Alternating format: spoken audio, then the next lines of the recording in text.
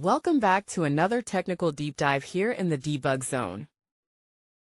Today we're tackling a big question and breaking it down with insights from other users. Hopefully this clears up some misconceptions and helps you get the answer you need. So buckle up, stay a little curious, and let's jump right in.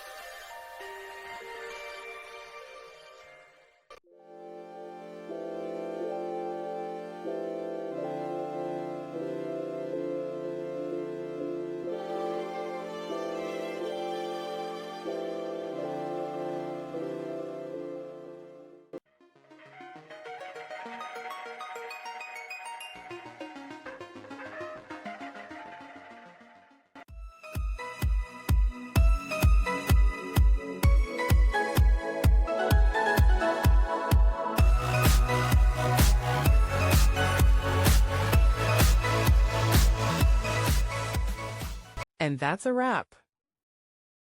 I hope you found the answer you were looking for. If you did, take a second to hit that subscribe button. It really helps out. And let me know in the comments which solution worked best for you. See you next time in the debug zone.